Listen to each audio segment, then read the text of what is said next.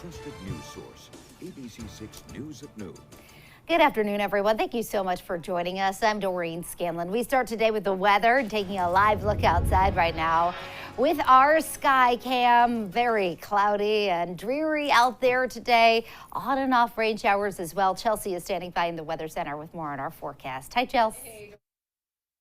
Jump right in with you and let you know that this is our last day of this dreary weather. We have a much brighter 7-day forecast after we get through today. A lot of clouds out there right now. Upper 50s. It's another cool day here in southern New England, about 10 degrees cooler than average, with the breeze coming in out of the northeast at 17 miles per hour. Some gusts once again today, coming in anywhere from 20 up to about 30 miles per hour at times. You can see the gusts are less widespread, lower than yesterday, so it's still breezy, but it's not as bad as yesterday. That low system continues to spin just to our south, but it is weakening a bit, and it will finally start to move away from us as we head through the evening hours and overnight especially. And you can see clearing well off to our west, and we finally will tap into that for tomorrow. But we do still have overcast, breezy, cool conditions expected for the rest of the day. On and off showers until after sunset, up until probably about midnight before we really start to begin to dry out. I'll let you know about the sunshine that's moving in, plus a little bit of a warm-up coming up in just a few minutes. Doreen? All right, Chelsea, sounds good. Thank you. And checking national headlines, the continued cleanup in the aftermath of Hurricane Ian. President Biden visiting hard-hit Southwest Florida today with search and rescue operations still underway. There are more than 300,000 customers still without power. ABC's Rena Roy has the latest from Fort Myers. 1 week after Hurricane Ian made landfall, thousands still without basic essentials. You're without AC, no lights, no nothing. In Fort Myers, this distribution site organized by the nonprofit Global Empowerment Mission, hundreds like this pregnant mother waiting for water and food. Basically, we have to find ways to cook. Some of us are burning wood. I mean, life is hard, and what we can do is just get back up and try to make the best of it. A growing humanitarian crisis in the region. So many relying on makeshift shelters like this arena, turned into a temporary home by the Red Cross. It's a lot.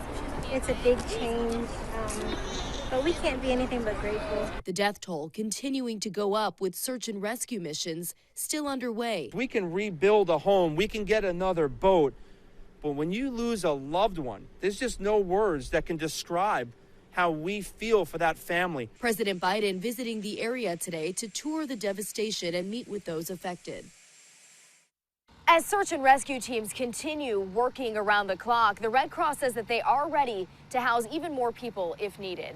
Rena Roy, ABC News, Fort Myers, Florida. Now new at noon, East Greenwich firefighters battled an early morning fire caused by a lightning strike. The firefighters union says crews responded to Laurel Hill Road about 4:30 this morning. Heavy black smoke was coming from the roof, causing firefighters to strike a second alarm and request mutual aid. It took about an hour to battle the fire in the garage. It did not spread to the house. The people inside evacuated but will not be displaced. And ferries to Block Island are back running today. The traditional ferry was canceled this morning, but will resume service at 1 o'clock. The high-speed ferry is canceled today. Service hasn't been running for 4 days because of adverse sea conditions. The Sea Streak is running from New Bedford to Nantucket and Martha's Vineyard. All trips to MV are going into Vineyard Haven. And we turn now to our schools now, and accusations about former teachers continue to follow the North Kingstown School District. Yet another student has now come forward to speak out about alleged inappropriate behavior by a teacher and a coach at the Davisville Middle School. ABC6 News reporter Yanni Tregellis is in the newsroom. He has more about this report that we received from that student's attorney just a short time ago. Yanni?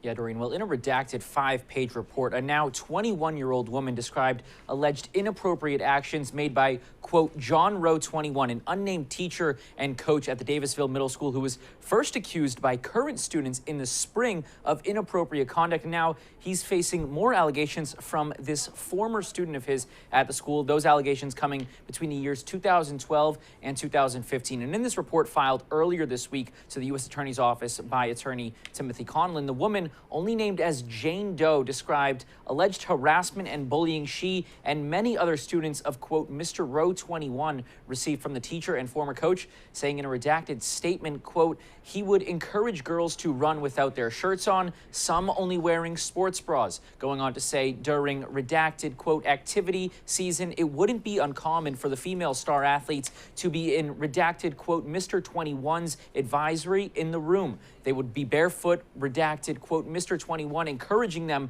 to do stretches for their sore muscles. Sometimes I would walk in and he would be giving foot and calf massages to the female athletes, end quote. And that former student says now she is in college and also described in her statement severe anxiety she went through at the time, saying administration was informed of the teacher's actions, but nothing was done, and that Jane Doe also requested to be moved from his classes, but that all others were full at the time. In the newsroom, Yanni Trigelis, ABC6 News. All right, Yanni, thank you. Now to an ABC6 follow-up. The Woonsocket City Council will resume a hearing on the status of Mayor Lisa Baldelli Hunt tonight. After more than 4 hours of testimony last night, no decision was made on the potential removal of Woonsocket Mayor Lisa Baldelli Hunt. A city councilor has accused Baldelli Hunt of misusing city funds, a charge the mayor strongly denies.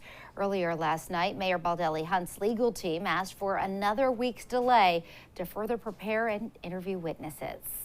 Hereby submit this complaint seeking Mayor Lisa Baldelli Hunt removal from office based on the foregoing charges contained herein. If there's any members of this council that participated, that assisted, that helped, that drafted, that provided information, then they too, okay, are subject to recusal. Any members of this council that participated, that assisted, that helped, that drafted, that provided information, then they too, okay, are subject to recusal. Hereby submit this complaint seeking Mayor Lisa Baldelli Hunt removal from office based on the foregoing charges contained herein.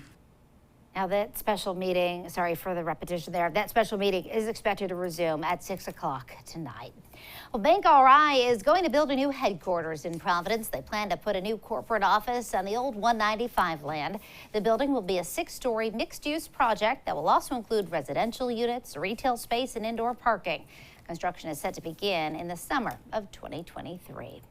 Still to come here on ABC6 News at noon, the new alarm the DEA is sounding about rainbow fentanyl and the warning about how it could impact Halloween. And in your health, the new tip from scientists about why you should keep an eye on the clock if you're worried about shedding some pounds.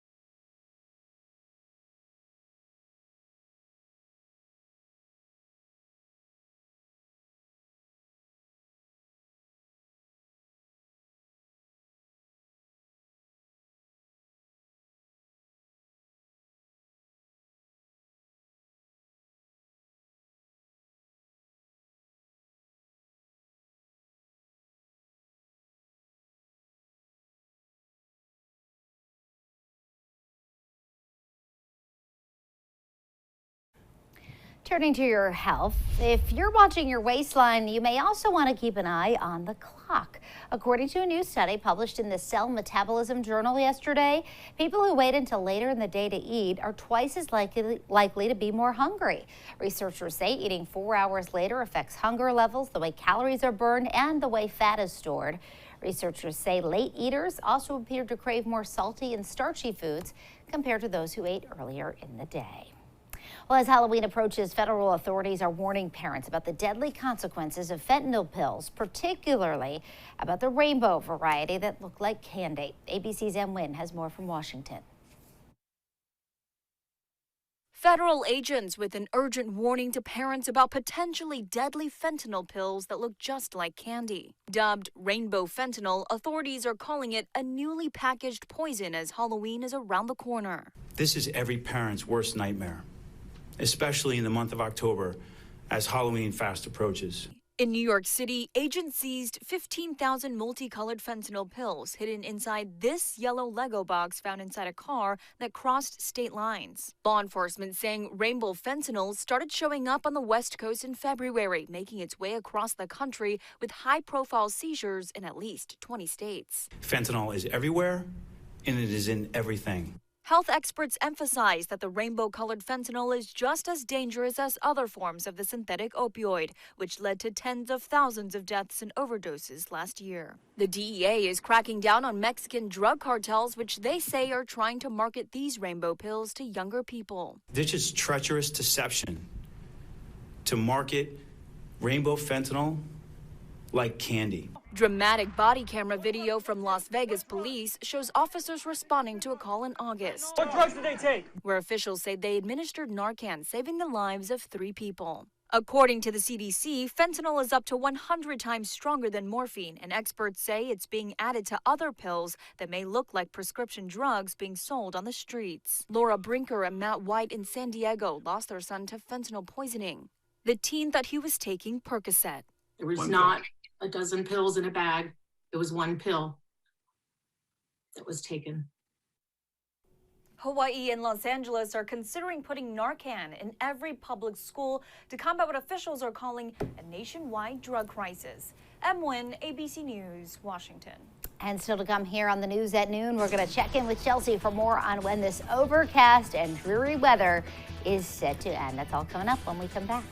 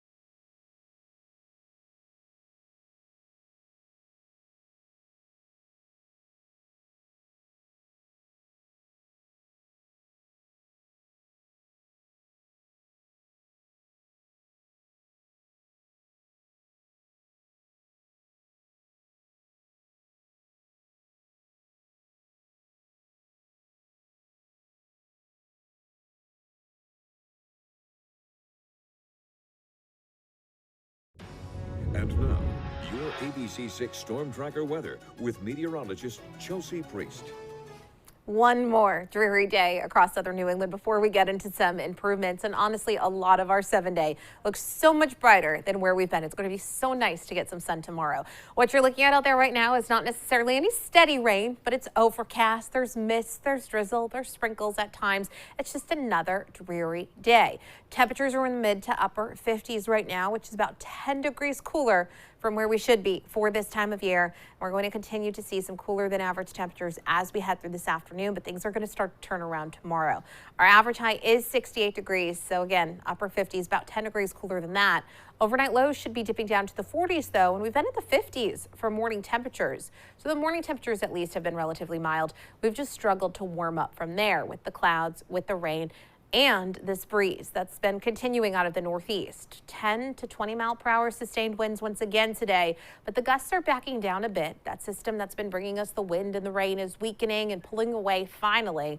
It is still breezy outside this afternoon. Some gusts in the 20 to 25 mile per hour range at times. Yesterday, though, over Block Island, we had gusts 35 to 40 miles per hour. Things are better, and that's why some of the ferries will be running today. You can see the surface still pretty rough. It's not going to be the most peaceful ride, but the ferries are running. It even looks like some of the clouds are breaking up just a little bit right now, and we will eventually get into even more improvements as we head through the overnight hours and into tomorrow when winds really completely calm down. With calm winds tomorrow, with brighter conditions, temperatures are going to come up into the low to mid 70s. We have a couple of mild days ahead of us to close out the work week. That being said, a little front's going to come through Friday night.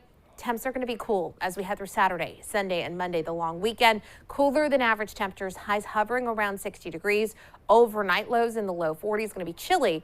That being said, it's going to be sunny as we head through the weekend hours, which really makes a difference. It's been feeling kind of raw out there these past few days with all of the clouds and the wind. You can see while we're dry right now, there is still more rain down to our south that's going to be rotating in. So we do continue to see scattered rain showers across the area for the remainder of the day today and into the evening hours. And then finally, this low system can push away from us, clearing off to our west. We'll start to move in and we'll get brighter and brighter as we head into tomorrow. You may wake up with a few morning clouds, and then we clear out from west to east. The clouds linger the longest out over the Cape. We'll stay clear as we head through the evening hours. A few passing clouds on Friday. Here's that cold front for Friday evening. It looks like most of the day Friday is mild and bright. Overnight, there's some passing clouds, the slight chance of a sprinkle. Behind that, we get back into full sunshine. It's just cooler behind that cold front. Maybe another 1/10 of an inch to 1/4 of an inch on top of the rain that we've seen over the past 36 hours or so. So not a ton more rain expected, but still scattered showers as we head through the afternoon. It stays breezy. It stays cool. Overnight, there's still a few lingering showers. It's an overall mild night with the clouds out there. And then tomorrow we're brighter and we're warmer with temperatures coming up into the 70s range. 70s for Friday as well. Now Saturday and Sunday, we're back to sunshine. We stay sunny, but we are back to the cooler temperatures. Afternoon highs on Saturday only in the 50s. Sunday morning looks chilly in the low 40s, and outside of the city it'll be even cooler than that.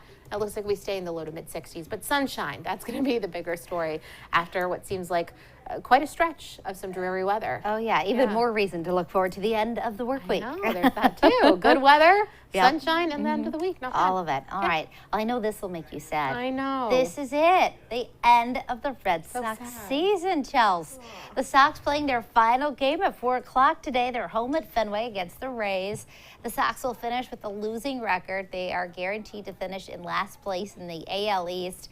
Now, there is an interesting offseason ahead with the possibility of star shortstop Xander Bogaerts that he could leave in free agency. The Sox will also look to lock up Rafael Devers with a long-term contract extension. So to come here on the news at noon, while you might want to wait a little while if you're in the market to buy a new car, and Goodwill goes online, how the thrift stores will take the best finds right to your home.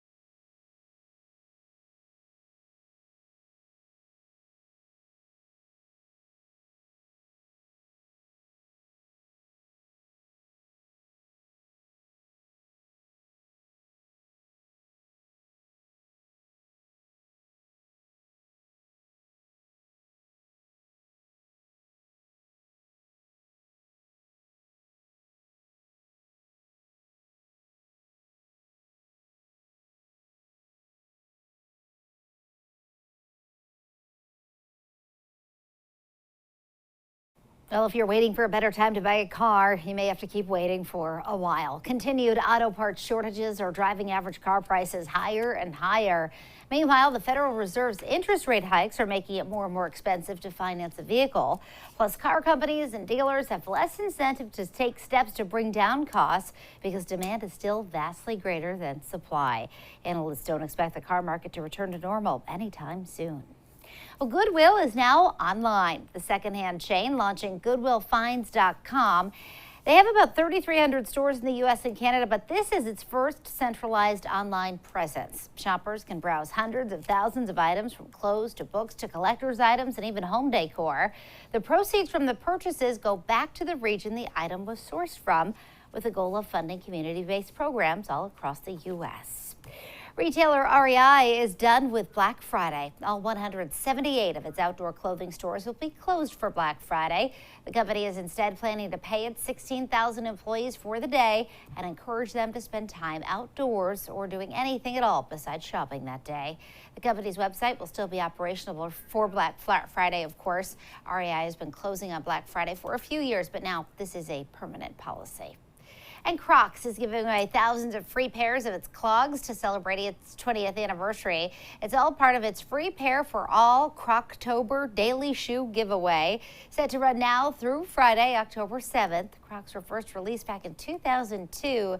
They got a bump during the pandemic, reporting revenue in 2021 up a whopping 67% over 2020.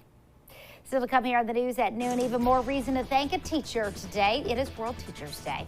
And Chelsea has another look at your afternoon forecast right after this.